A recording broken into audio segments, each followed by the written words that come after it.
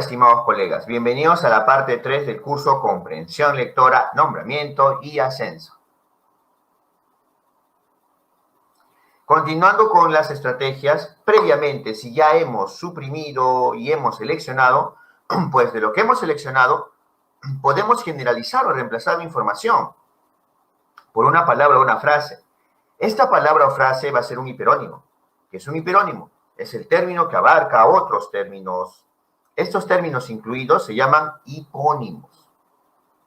Por ejemplo, el hiperónimo es características de gato siamés. Y los hipónimos son el tamaño del gato siamés, el comportamiento de este gato. Eso es a nivel de una frase. A nivel de palabra, si tenemos ahí docentes, psicólogos, profesionales, sociólogos, arqueólogos y médicos, pues el término que abarca a los demás son profesionales. Y los demás serían hipónimos. A nivel de frase, contaminación del aire, tipos de contaminación, contaminación del agua y contaminación de la tierra, el término que los abarca, y sería ya una muestra de la generalización, es tipos de contaminación. Hay que recordar que esta estrategia de generalización no es nada nuevo. Hemos utilizado la generalización con otras palabras. El parafraseo es una generalización con nuestras propias palabras y que se puede ubicar en cualquier parte del texto o en una hoja aparte, puedes escribirlo. Y en cambio el sumillado es un tipo de generalización, pero que se escribe en un margen derecho o izquierdo de los párrafos.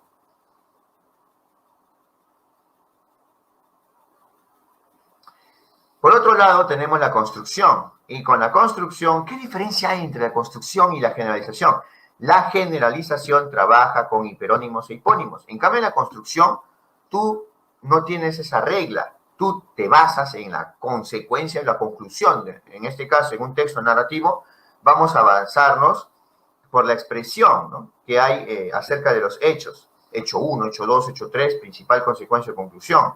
Y vamos observando, por ejemplo, mira, toda esta serie de hechos. Se levantó temprano, luego desayunó algo ligero, después salió rumbo al aeropuerto, finalmente tomó el avión hacia Lima. Yo puedo sintetizar todo ello basándome en la acción final, que es tomó el avión hacia Lima. Se preparó para viajar a Lima. Sinteticé todo ello y se preparó para viajar a Lima. Esto no está en el texto, tampoco es hiperónimos e hipónimos. Esto es construcción y me baso en la consecuencia o conclusión. ¿Cuál es la evidencia de la construcción? Al igual que en la generalización, pues la construcción se va a evidenciar en el parafraseo.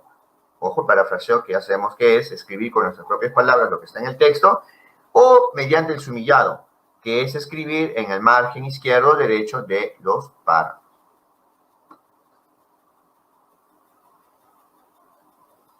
Vamos viendo entonces cuáles son las estrategias para leer el texto narrativo.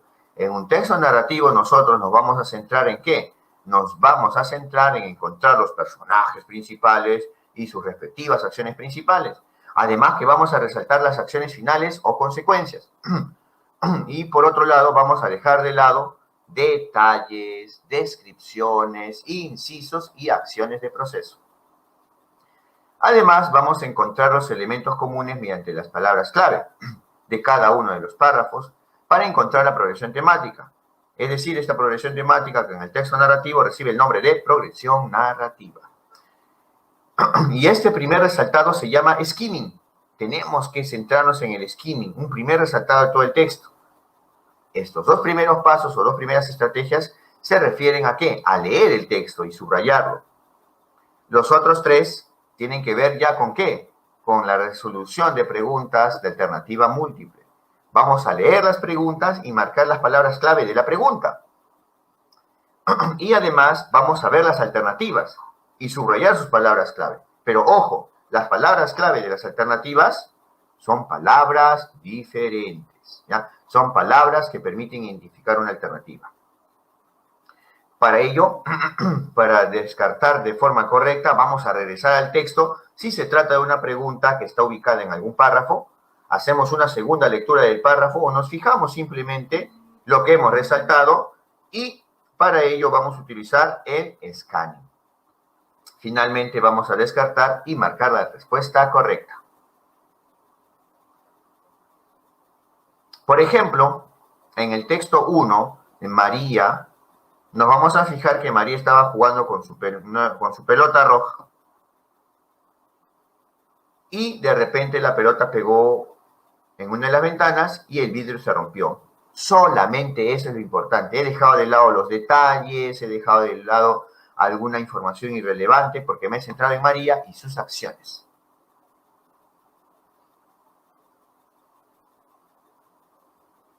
Por ejemplo, ¿no?, para seguir con esta dinámica, yo les diría, ¿no?, que hagan una pausa cada vez que van a leer el texto. ¿Por qué? Porque si hacen una pausa les da tiempo para que ustedes puedan leer.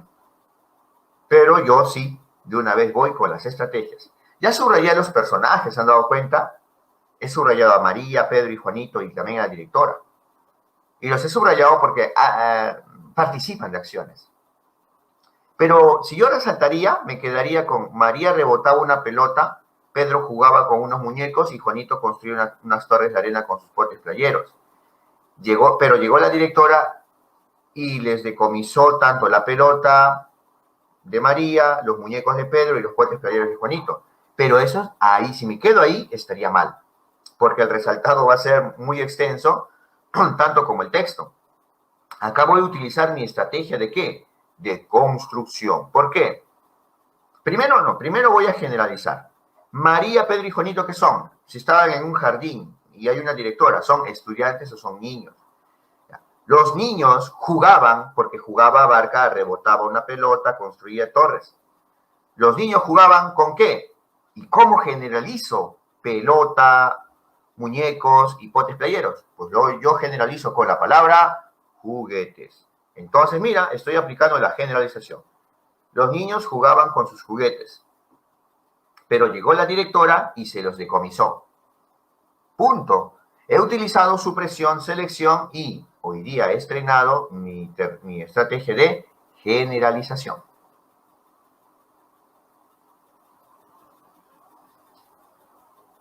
Y en ese texto cortísimo, ¿cómo haríamos? ¿El personaje? No hay personaje. Sí, acá tenemos que deducir y aplicar inferencias, por si acaso, por si acaso. Si dice que era un viaje y era una aventura familiar, pues es la familia. Pero ojo, te confunde un poco porque ahí dice nosotros, ¿no? Nosotros llevábamos, ya. Nosotros somos la familia, somos el personaje. ¿Qué hace esta familia? Planificó un viaje, pero no se realizó porque los niños se enfermaron. Punto. Profesor, pero ahí no estoy utilizando las palabras del texto. Sí, estoy utilizando mi estrategia llamada construcción. Es decir, me baso en los hechos y yo reemplazo todo con los términos que yo considere. Eso se llama construcción. La familia planificó un viaje, pero no se realizó porque los niños se enfermaron. Profesor, pero no dice los niños se enfermaron. Sí, pero es que yo estoy interpretando, usando la construcción, los niños, la habitación de los niños amaneció como un hospital. Entonces sí, he utilizado la construcción en este texto 3.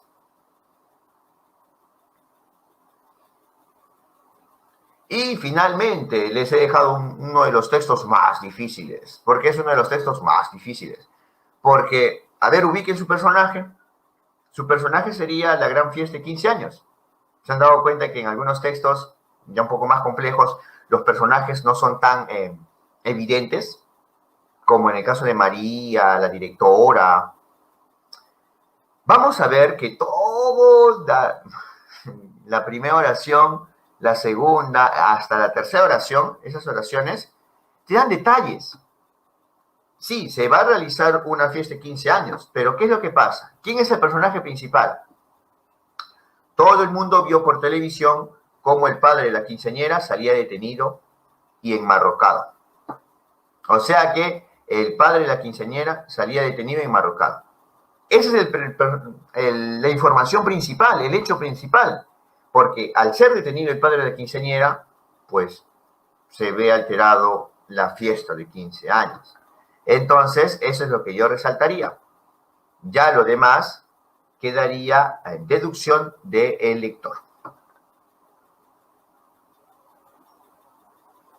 Acá vamos a ver que está un poco más fácil. Si nos fijamos, Nadia y Laura son muy amigas. Se reunieron en casa de Laura para hacer magdalenas. Y acá hago un silencio para que ustedes puedan hacer la pausa y leer. Hagan la pausa, lean, pero yo voy a seguir con la explicación.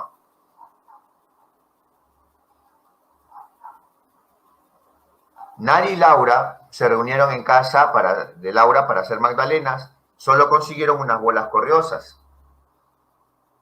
Los demás son detalles y nos vamos a centrar en las consecuencias. Se dieron cuenta del error cuando llegó la madre. Habían confundido de bote y habían usado almidón en lugar de harina. Punto. Eso pasó. Me he centrado en personajes y acciones principales y no he hecho caso de detalles.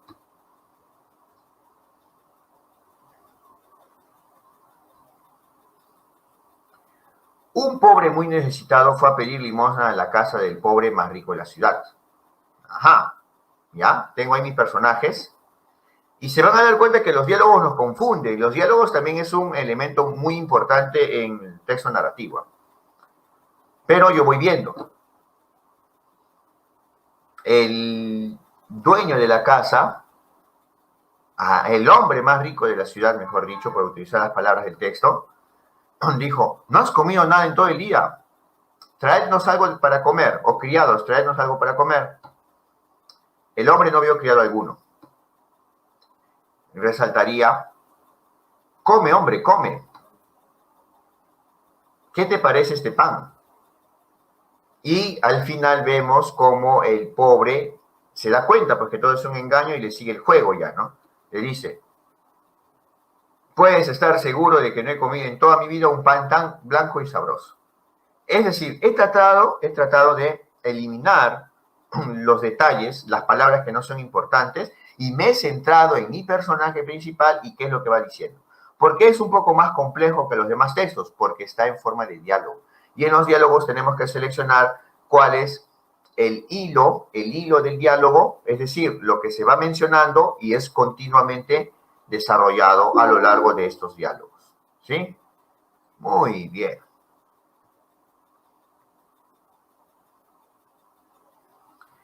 Finalmente ya para el texto de la perrita nos vamos a fijar, háganle pausa porque yo voy a seguir interpretando.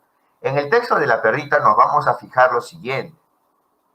Una perra perdida llega a un pueblecito, ¿no?, como Viñuela. En el segundo párrafo, eso mismo debía pensar, o mejor dicho, Andrés encontró detrás del roble a la perra negra. Estoy cambiando el orden. Si quieren, llámelo construcción. Andrés encontró detrás del roble a la perra negra.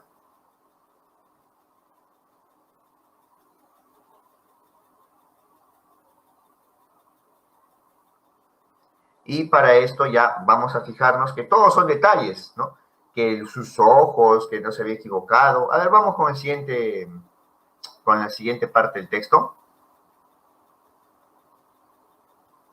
Ahora sí, ¿qué es lo que pasó? ¿Por qué la perra estuvo ahí escondida? Porque tenía cachorros, y eso lo interpreto acá, ¿no? Andrés la miró 2 veces. ¿Cuántos cachorros tenía? Ella sabía dónde había buena gente y dónde no la había. Eso quiere decir la relación de confianza que hay entre la perra negra y Andrés. ¿Y por qué sucedió toda la historia? Porque la perra estaba preñada y dio a luz a los cachorros. Entonces, maestros, se dan cuenta en los textos narrativos que hemos hecho, nos hemos centrado en personajes principales, acciones principales, y hemos suprimido, dejado de lado incisos, detalles, explicaciones, ejemplos, y hemos resaltado o seleccionado la progresión narrativa, los elementos que van desarrollando el nudo y cómo va avanzando la historia. Hemos utilizado después de ello, si es que no basta, no es suficiente, las estrategias de generalización, utilizando hiperónimos, palabras que incluyen a otras, o también hemos utilizado la construcción, que se basa en utilizar o parafrasear la principal consecuencia. Muchas gracias, colegas y amigos. Añay, Sulpay, Kiwauji, Panicuna. Y recuerden, en Thunder aprendemos contigo. Gracias por tu atención.